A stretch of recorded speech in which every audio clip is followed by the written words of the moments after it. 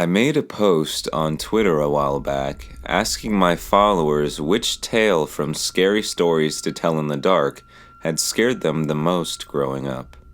The answers were extremely divisive, and no one, including myself, could really come to any conclusion as to what the definitive scariest story was. I made a video a while back on the series, and a lot of people seemed to be upset that I left out one particular story. Today, we're going to talk about that story.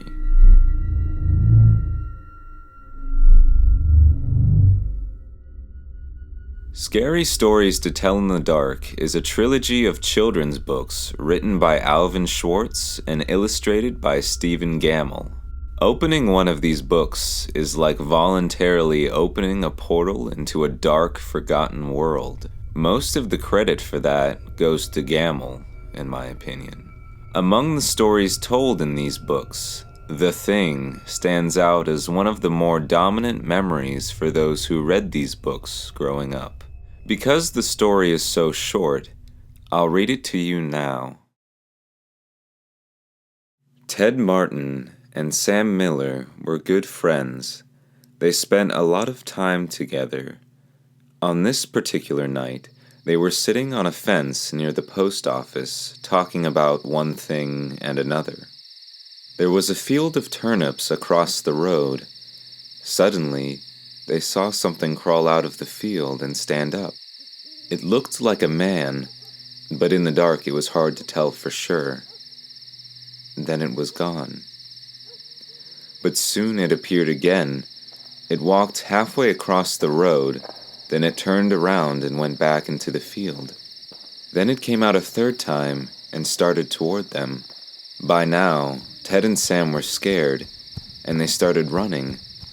But when they had finally stopped, they decided they were being foolish. They weren't sure what had scared them, so they decided to go back and get a better look. Pretty soon they saw it, for it was coming to meet them. It was wearing black pants, a white shirt, and black suspenders. Sam said, "I'm going to try and touch it, then we'll know if it's real." He walked up to it and peered into its face.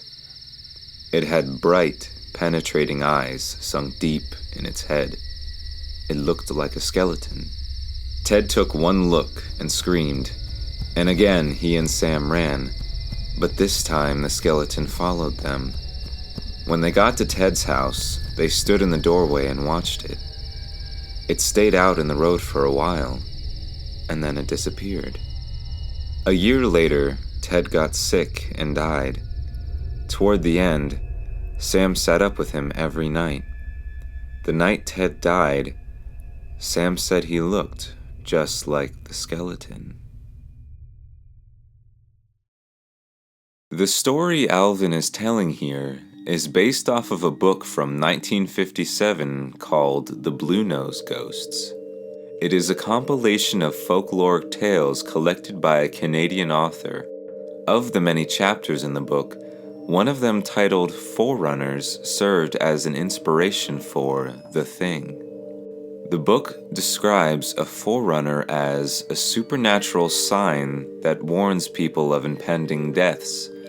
Most of the tales often involve knocks on the door, church bells ringing, an owl hooting during the day, or seeing apparitions of yourself. The thing that Ted and Sam encountered in the field is a forerunner, a warning to the men that death is on its way, which, as you and I know, finds Ted the following year.